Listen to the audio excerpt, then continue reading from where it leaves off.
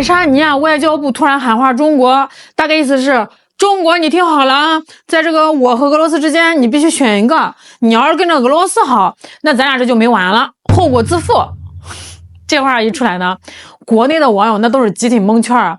大家的第一反应不是生气啊，而是掏出手机，打开这个地图软件。哎，这个爱沙尼亚在哪儿呢？我都得跟你说实话啊，你在这个世界地图上找这个地儿，你不放大个3次5次啊，你真容易把它跟这个海弄混了。就这么点个地儿，人口呢也才130万，130万是啥概念啊？也就是咱们中国一个普通县城的规模。你说就这么个体量，他居然敢对世界第2大经济体下最后通牒？有人说爱沙尼亚是不是喝高了呀？哎，你还别说啊，这背后啊还真不是酒劲儿，是一股子邪劲儿。咱先聊聊这个爱沙尼亚，它哪来这么大的火气？这就得看它的地理位置和这个朋友圈了啊。这个国家吧，它虽然个头小，但是这个地段吧稍微有点讲究。它就在波罗的海边上，离这个俄罗斯家门口呢也就隔着一道栅栏，那是妥妥的抗俄第一线啊。自从这个2004年加入了北约以后啊，爱沙尼亚那可是找到了组织啊，腰杆子立马就硬了。他的心态就是啊，我有大哥罩着了啊，还是全球最牛的大哥。所以这些年呢，他在反俄这个事儿啊，那叫一个积极哦。那别的国家可能就是喊喊口号，他可是真敢往上冲啊。2025年初呢，当时北约搞了个什么十字舰的联合军演，动静大的吓人，28个国家都来站台，装甲车啦、坦克啦，直接开到了离俄罗斯边境不到100公里的地方。谁带的头？就是这个爱沙尼亚。那个时候，这个爱沙尼亚那个架势啊，恨不得拿个大喇叭对着莫斯科喊：“你过来呀，你敢动我一下试试！”在这个俄乌冲突里啊，这个小国他也是拼了老命啊。那虽然说他没有多少钱，但是按照这个人均 GDP 算的军援比例啊，他一度超过了美国呢。那家里面那点压箱底的炮弹啦、破旧的苏联车，能送的是全送出去了啊。甚至在这个欧盟开会的时候啊，也是他跳的最高啊，鼓动大家把这个63家俄罗斯企业拉黑。那说到这儿啊，你可能就明白了，爱沙尼亚这是把反俄当成了自己的核心人设啊，当成了自己在这个北约圈子里混饭吃的资本。他就像是班里面那个个头最小，但是跳得最高的学生，就是为了让老师能多看一眼，他必须得表现的比谁都激进啊。那为什么他这一次要反咬中国一口呢？因为他光骂俄罗斯他不够了呀。现在这个美国大哥呢，把这个战略重心往亚太转，整天是盯着中国。这爱沙尼亚一琢磨啊，我要是在中国的问题上也表现的硬一点，那大哥是不是就更得赏我2块骨头吃？说白了啊，这一次对中国放狠话，就是想在反俄战线之外再开辟一条反华战线，好在这个西方世界里刷一波存在感，把自己的身价再抬一抬。可是啊，这个老话说得好啊，当家才知柴米贵啊。这爱沙尼亚这属于是嘴上喊着主义，心里面全是算计，兜里面全是空气啊。咱们来算它的经济账啊，这个国家资源其实是挺匮乏的。那以前这个日子是过得还挺滋润的，很大程度上是因为这个能源便宜。以前吧，它80%的天然气都是俄罗斯供应的，管子一接，气一开，便宜又好用啊。那冬天暖气烧得旺旺的，老百姓穿个单衣在屋里面吃冰棍儿。可是现在呢，自从他彻底闹翻之后啊，这制裁一出，俄罗斯的气断了，爱沙尼亚呢只能去买那些死贵的液化天然气了，还得从老远的地方运过来。你说这个一来二去的，能源价格飙升了200%呀！这可是2025年的冬天哦，北欧的冬天那是能冻掉鼻子的。老百姓看着那个燃气账单呢，气都气炸了呀！还有那个什么木材家具行业啊，这爱沙尼亚它以前有个好生意，就是从这个俄罗斯低价进口木材，加工一下，然后就做成家具，再卖给欧洲其他国家，这叫中间商赚差价。但是现在边境封锁了，木头过不来了呀，工厂停工，工人下岗。至于它特产的那个什么琥珀蜂蜜啊，虽然也是挺不错的，但是那玩意儿能当饭吃吗？能顶多少 GDP 啊？咱再说回中国啊，这个爱沙尼亚这次说选我还是选俄罗斯，他是不是觉得中国离不开他呀？咱们看看数据啊，这个爱沙尼亚呢对中国的出口额也就是4亿多欧元，这点钱其实说实话，那放在中国随便哪个省的贸易数据里也就是个零头啊。但是这4亿欧元对于爱沙尼亚来说，那可是救命钱呀！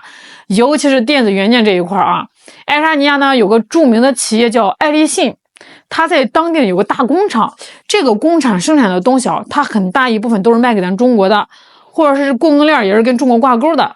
那2025年的上半年数据已经很难看了啊，因为中欧关系的一些波动啊，再加上中国自己在搞国产替代，爱沙尼亚对华出口的电子产品订单已经在流失了。这更多的是，中国也不是傻子呀，哎，你对我不好，我干嘛买你的呀？咱们这边采购商转手就把这个订单给了波兰，给了匈牙利，但人家匈牙利跟中国关系铁啊，咱们买谁的不是买啊？所以呢，爱沙尼亚现在是一边抱着北约的大腿求安全，那一边呢想端着中国的饭碗吃饭，结果现在他要把这个饭碗给砸了。哎，我就想问问这个爱沙尼亚那些政客啊，你们这一波操作经过脑子了吗？那面对这么个最后通牒，咱们中国是啥反应呢？那大家可能以为啊，咱们外交部会开个发布会，狠狠的怼回去，说你不自量力之类的。其实没有啊，咱们的反应特别有意思，可以用4个字来形容：已读不回。那或者说的更直白点啊，根本就没把你当回事啊。中国外交部确实说过一句话：大小国家一律平等，但反对讹诈。这话吧，听着是文质彬彬的，其实翻译过来就是啊，小朋友别闹嘞，叔叔很忙。咱们没有大张旗鼓的去回怼，也没有去拉黑他，该做的生意还在做。为什么呢？因为咱们看透了啊，像这种小国的高调外交啊，那本质上就是一场表演秀。它不是说给中国听的，它是演给美国看的，演给北约看的，也是演给他国内那些愤怒的选民看的。那2025年呢，正好是爱沙尼亚的大选年，现在的执政党压力大呀，这个通货膨胀啊，能源危机啊，经济衰退啊，老百姓是天天骂娘。你说这个时候咋办呢？政治学有个经典套路啊，内部矛盾，外部转移，赶紧树立一个强大的敌人啊，然后表现出我很强硬，我是国家的捍卫者，以此来忽悠选票。所以呢，中国就成了那个被选中的靶子。中国看明白这些点啊，所以咱们不接招啊，你让我选边站，我偏不选。我和俄罗斯的合作啊，那是战略级别的。那光是这个能源，中国从俄罗斯进口的石油天然气啊，占了全年用量的 30%， 这可是实打实的能源安全线啊。这些东西啊，是你爱沙尼亚那点琥珀木头能比得了吗？再说技术啊，你不卖我电子元件，拜托哎，现在是2025年了呀。中国跟东盟的自贸协定都升级了呀！今年上半年，东南亚对华电子元件出口增长了 22%， 你不卖，那哪怕是什么越南、马来西亚都排着队想卖给我。而且啊，中国这边的产业链调整是非常快的。